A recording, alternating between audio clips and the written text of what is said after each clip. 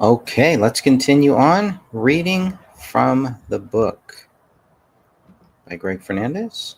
This is Kennedy and Trump. We are now on page 82 of the PDF version if you're following along here, looking at July 8th, 2024.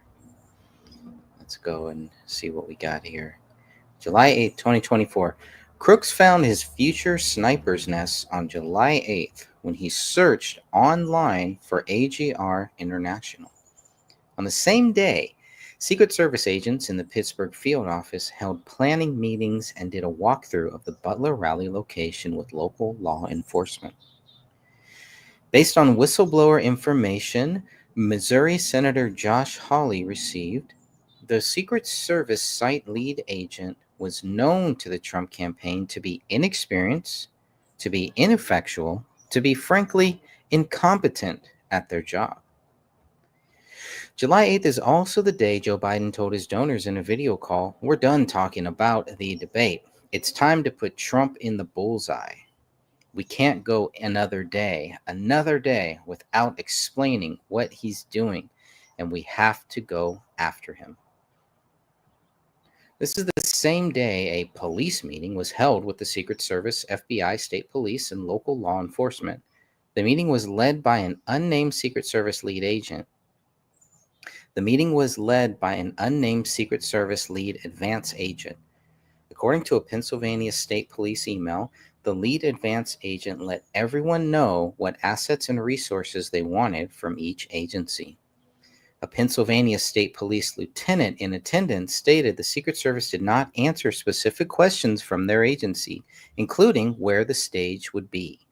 So why would crooks be researching the AGR building the same day? Beaver County Emergency Services Unit, ESU, team leaders were requested to help cover the July 13th rally. Text messages between the team leaders show they were looking for, quote, 6 available guys for a 12-hour detail. One text read, "If absolutely needed, we can split the shift. As of right now, I do not need TEMS or CNT. Sorry, guys. TEMS is short for Tactical Emergency Medical Services, and CNT is short for Crisis Negotiations Team." July 9th, 2024. 3 separate site surveys were conducted at the Butler Farm Show on July 9th.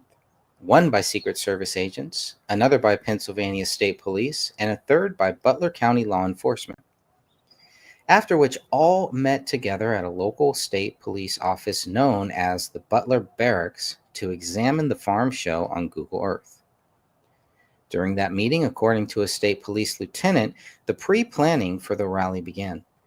We were able to draw the fence line and then show around areas that would be of any concern and where we needed to set some posts up, which we discussed at a later date. The Secret Service lead advance agent received a call from the second supervisor of the Trump detail informing her Secret Service counter snipers were being assigned to the rally.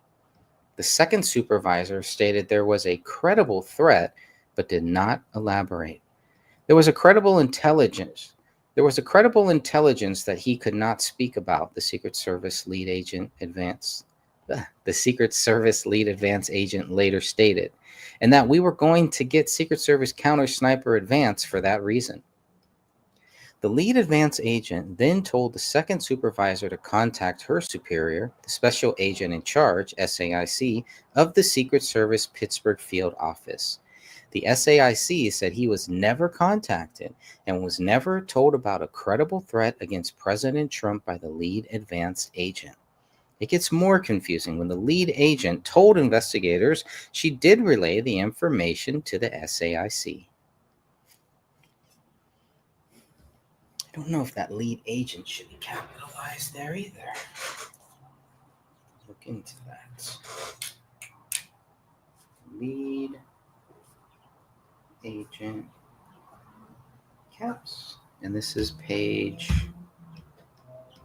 76.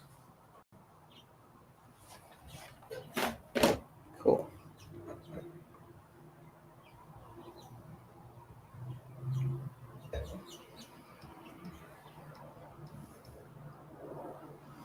The SAIC stated he first learned about the snipers through an email requesting housing for them. I did not even know about a request. I did not even know a request was made, the SAIC told Senate committee members. Asked if he knew why they were being sent to the event, he responded, I don't. It gets worse. According to the Senate committee report, the SAIC said if he had been made aware of intelligence regarding a potential threat, he would have requested more specific information about the threat and might have pushed for the event to be moved indoors if it was deemed too risky for an outdoor venue. The agent expected any intelligence about a credible threat to appear in the intelligence portion of the preliminary survey report written by the lead advance agent shortly before the event. Even though she was informed about a credible threat, the lead advance agent didn't mention it in her preliminary survey. At this time, no adverse intelligence has been developed concerning this visit. An adverse intelligence that may arise will be passed on to all working supervisors. She had the information, but never passed it on at any point. The lead advance agent was forced to explain that decision to investigators. At the time I filled out this document, my understanding was that there was no adverse intelligence to pass on to the group as a whole. This is not all-encompassing as to intelligence, whether or not it can be passed. If it's something classified, such as something that was not passed to me to begin with, then that would not be put in writing as well. It would have been passed to those that needed to know in the situation. Why would something like that be classified? Okay, I'm going to keep my mouth shut on my own opinions on this.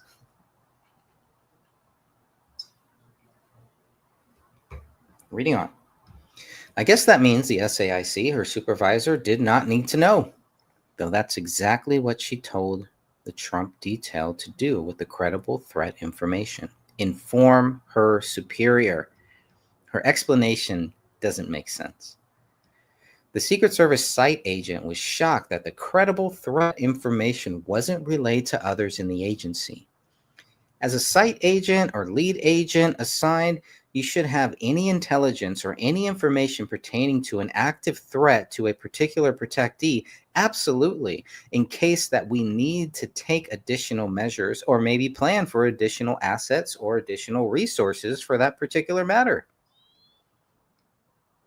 The Secret Service intelligence agent, the Secret Service intelligence advance agent also did not receive information about a credible threat, did not know why snipers were sent to the event, and was unaware of the arrest on July 12th, Mr. Merchant, related to a plot to kill Trump and other politicians.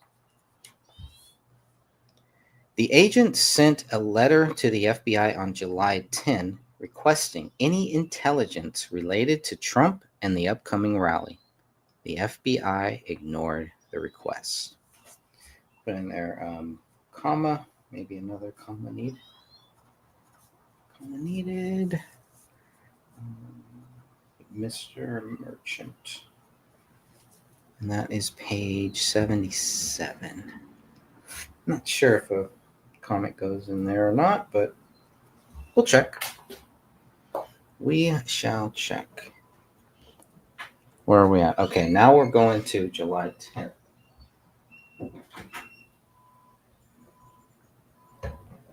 On July 10th, Secret Service counter sniper and technical security personnel arrived in Pittsburgh and began advanced planning for their teams, according to Secret Service Acting Director Ronald Rowe.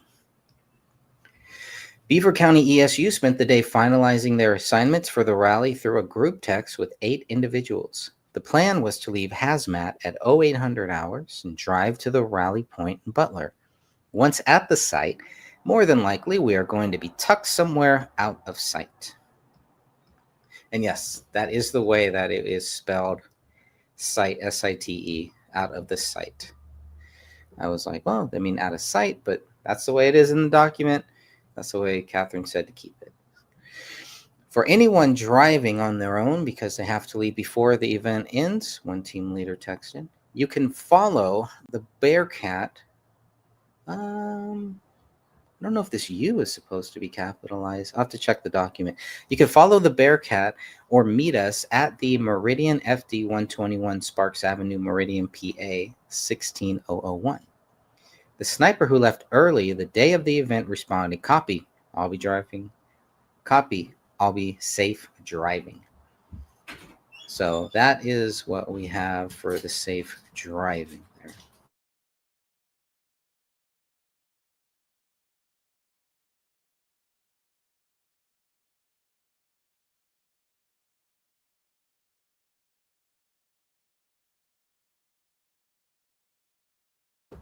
July 11th, 2024. The July 11th walkthrough of the event with Secret Service agents was incredibly disorganized, according to a Butler ESU commander. "I felt like there was no plan," he told Senate committee members. "There was no coordination, and people were just milling about." I do want to make a note there about committee, Senate committee members. I don't think that needs to be capitalized, unless it's a title. I think that's okay. That would be page 78, I believe. Okay, I'll have to double check on that. July 12, 2024. On July 12th, Crooks signed in at the Clairton Sportsman's Club rifle range at 2:45 p.m. for shooting practice. Meanwhile, a Secret Service C-UAS operator requested additional C-UAS personnel and equipment, but was denied without reason. In case you don't know, C-UAS stands for Counter Unmanned Aircraft Systems, also known as drones. Glad I put that in there because I was just about to wonder what the heck are they talking about? There's a lot of names. This is a tricky chapter, by the way, as you probably realize by now. I'll just stop for a second. But this chapter, multiple documents, trying to pull from multiple documents all at the same time, trying to make sense of it and to try to get it into some type of order. And then you want to keep in all the facts. You don't want it to be too textbooky, too boring. But I'd rather have more of the facts and less entertainment. Not about entertainment. For me, it's all about putting all those facts in. So I get it if it kind of, a lot of this is just kind of going over your head, or it's just like, there's all these names and all these people involved, and there's just one leader, and they don't give us their names either. So we don't know who some of these team leaders are. We just have very limited name, the lead side agent, the supervisor of the lead side agent, things like that. And that's all that we have right now. So that's what I put in. But I really wanted to document as much of it as possible, pulling from the public release documents that we have and trying to make some sense of it, but also trying to put it into a timeline. And so I don't know if I did it right. I don't know if I failed, but reading it, I can see it's a little choppy. It's a little jumpy. It jumps around some of these names, unless you know what they're talking about. I've never heard of C-UAS. So, but it all makes sense to me. I'm sure there's some other authors who will do a great job documenting just this particular story. There actually is a couple of them, a couple great books that are already out there, definitely. And I wish I knew the name of it. I can't think of the name. Do I have? Hold on, I may have it. No, it's in another section.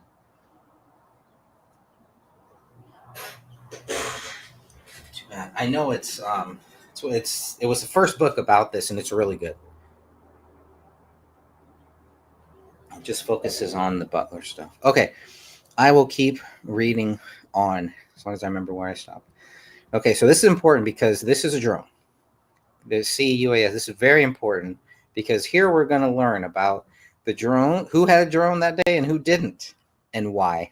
And it's one of the, if you're in the tech business, if you do anything related to Ethernet cords and stuff, it's one of those moments where you're like, oh, that's all it was? It's pretty frustrating. The C-UAS system's technical difficulties allowed Crooks to fly a drone 200 yards away from the event site on July 13th. More on that later. At 6:55 p.m. on July 12th, the final schedule was sent to the Beaver County ESU group text.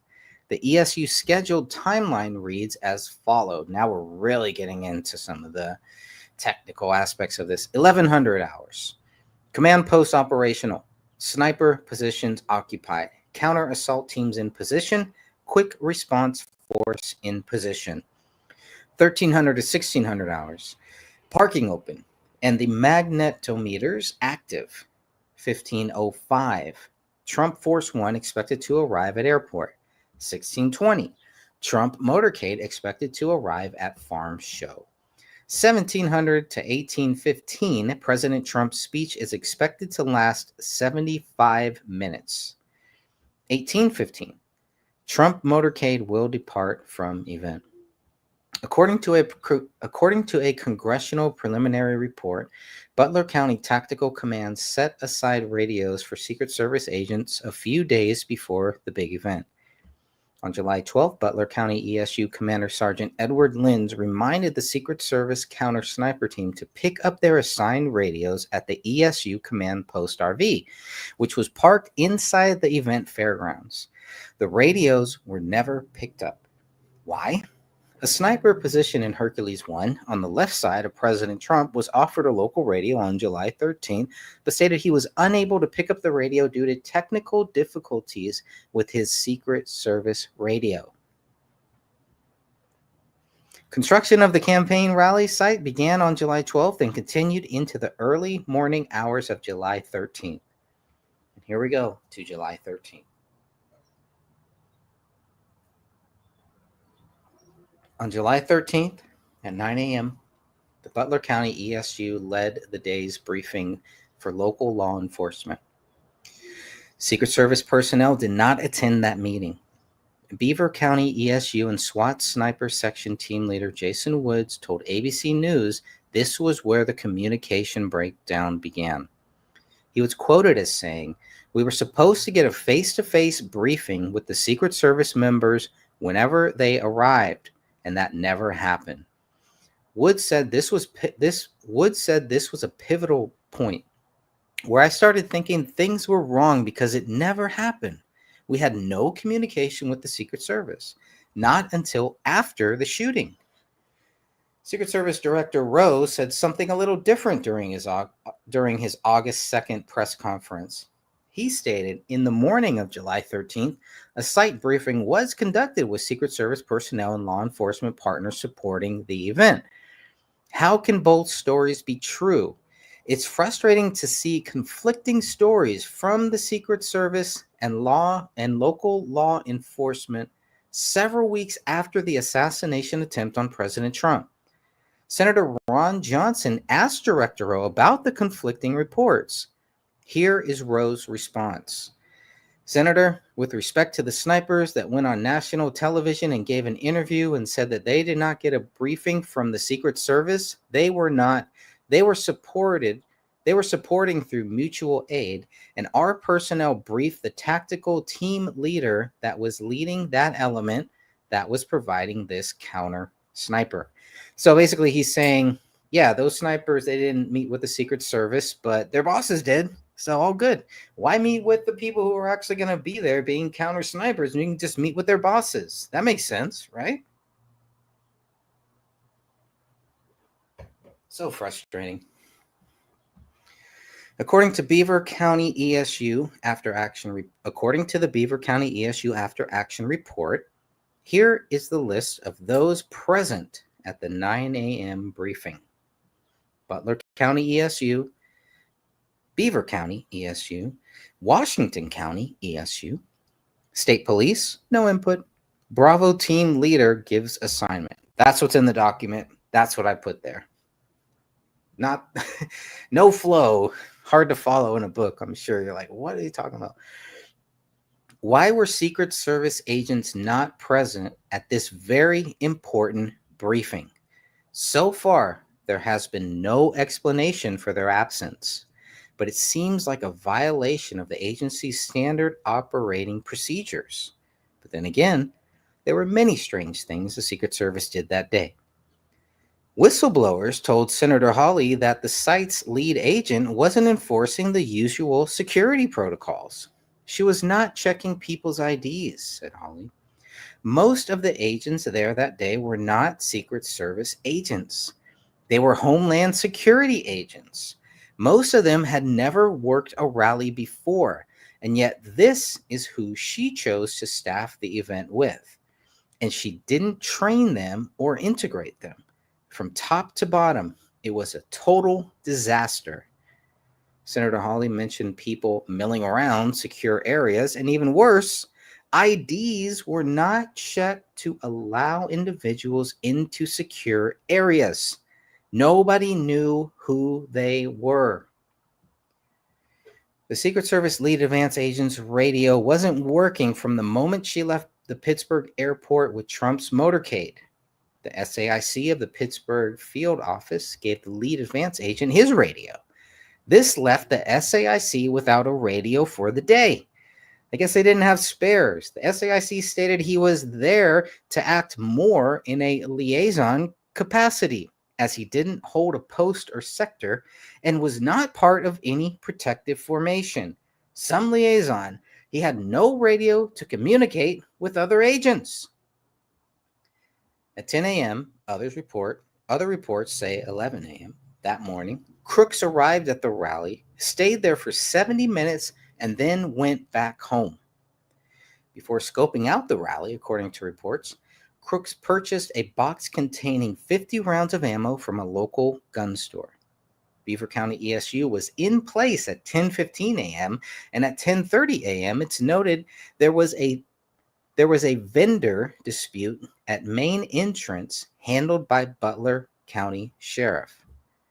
The Beaver County ESU after action report stated snipers were in place at 10:30 a.m., but it isn't clear if the Secret Service snipers were included. According to Director Rowe, here's what happened next. Secret Service personnel took their posts, and a technical security sweep of the protective site commenced prior to the site's opening to event staff, vendors, and to the public. Crooks' cell phone data showed he was at the Butler rally site between 10:58 a.m. and 11:50 a.m. The site was open to staff and vendors at 12:30 p.m., according to Rowe's timeline. 30 minutes later, magnetometer screening began. Local law enforcement was preparing for 3 contingencies and had assigned teams to respond to each scenario if needed. The first contingency was labeled Attack on Event Multiple Actors. That's right, multiple actors. The second contingency was for an assault on former President Trump. The third included a scenario where locals were preparing for a single active attack event. A single active attack / event by a local. These are great contingencies. Local law enforcement, I believe, did a great job. I don't know what is going on with the Secret Service, but they definitely need an overhaul. I like the guy who's leading the Secret Service right now. I think there's a lot more work to be done. Okay. Initially, there were 5 sniper teams on site the morning of President Trump's rally. Starting from Trump's left on the stage was Hercules 1, and to his right was Hercules 2. Both were Secret Service counter sniper teams, according to public records released by Senator Chuck Grassley. I was pleasantly surprised to learn there were also 3 local law enforcement snipers on duty that day. 2 snipers were part of the Beaver County ESU, and 1 was from the Butler County ESU. That's 5 snipers for one event, which was the first time ever there were snipers at a Trump rally. Remember that statistic for later. While at home at 1:30 p.m., Crooks lied to his father in order to obtain the rifle. Crooks told his father he was going back to the shooting range at the Clairton Sportsman Club. Around 1:55 p.m., Crooks purchased ammo on his way back to the Trump rally location. FBI Deputy Director Abate stated what happened next. The subject then arrived at the scene, was moving around the farm showgrounds close to the American Glass Research AGR building. At approximately 3:51 p.m., the shooter flew a drone approximately 200 yards from the farm showgrounds for about 11 minutes. The drone and controller were later found in the subject's car. Analysis has not revealed any photos or video taken by the drone, but we can confirm that he was live streaming at the time and would have been able to view it on his controller. According to official reports, Crooks did not take any photos or record any videos on the drone, and authorities did not find a memory card in the drone. Later reports stated Crooks watched live on his controller as the drone surveyed the rally layout in real time. Because the CUAS, the Counter Unmanned Aerial Systems, had technical difficulties and did not go operational until after 5 p.m., according to Director Rowe, the Secret Service was unable to identify and possibly stop Crooks from flying the drone. According to official reports, the Secret Service agent tasked with CUAS responsibilities at the rally had very little experience with the equipment he was operating. After the 10 a.m. post-standard briefing, the advance agent, I wonder if I should look at that one. The advance agent tried to activate the CUAS equipment that could detect drones, and that's when the technical difficulties began. At 11:30 a.m., he still could not get the equipment to work and called other Secret Service personnel for help. His superior gave him the technical support number to call. The agent couldn't reach tech support for the company who produced the CUAS equipment, so he called the 888 support hotline. While waiting for tech support to call him back, according to the Secret Service agent's testimony, I need to make a note of page 82 caps. While waiting for the tech support to call him back, according to the Secret Service agent's testimony, I continued to troubleshoot it myself, just to the best of my abilities, turning it on and off, reconnecting stuff. At some time after 4 p.m., I get a call back from tech support and says that another person from CUAS unit's tech support had looked at my system that was connected, and it looked like two boxes. Please don't ask me what these boxes are. It's beyond me. But two boxes were not talking to each other, and to try to change out an Ethernet cable between those two boxes that connected the two of them. That's where it is. Whoever gave him this advice right here, that solved the problem. It was the Ethernet cable. According to the Secret Service investigative report, when the CUAS unit's tech support called the CUAS advance agent back, he worked with them for several hours over several phone calls to troubleshoot the issue. Shortly before 4 p.m., it was discovered to be an Ethernet cable issue. The audiovisual personnel for the Trump campaign gave him one of their Ethernet cables, and the problem was solved. It was a cable issue. Swapping out Ethernet cables would have alerted the Secret Service to Crooks flying a drone near the rally. At 4:33 p.m., the agent notified the Secret Service second supervisor for the Trump detail. The problem was solved. According to the Senate committee report, I really do need to see when you capitalize committee and when you don't, because I can already see sometimes I do and sometimes I don't. I've seen it twice now. According to the Senate committee report, once the system was operational, the only drones the CUAS advance agent detected were drones operated by local police. During the investigation, the agent was asked, "Is it your understanding that the equipment has to be connected to a mobile network in order for it to be functioning?" "I think it needs a cell signal," the agent answered. "Cellular signal, to my knowledge." "So if that's what you mean by mobile network, yes." I'm going to stop right there at the bottom of page 83. A little frustrated I've dealt with my own cable issues where you have all these issues and these things. It's always the two boxes aren't talking. They're not talking. What would cause them not to talk? There's some other issues, but an Ethernet cable was the issue here. Had that Ethernet cable been good, and it's kind of difficult to break an Ethernet cable. It does happen. Sometimes you get a bad one. Sometimes you don't know. You always want a couple backups for reasons like this. But had they have spotted crooks flying that drone, things may have ended up very different. Very different. They may have caught him. They may have found other things. I just do not believe crooks acted alone. I understand the limited evidence that there is to suggest that he was working with anybody else. Circumstantial at best at this point, until we get to know other information, until we find other information. We know that there has been time since July 13th, 2024, up to now, when the investigation just started a couple months ago into Trump, into whatever happened with President Trump. So there's a lot of time to hide information, to get rid of information, to block the information, to produce fake information that will then distract from the real information. All of that is possible. I totally get it. I just find it hard to believe this was a lone gunman theory. That's just my view on it. God bless you all. I will be back until next time. Remember, Jesus Christ loves you, and so do I, my friends. Have a great weekend.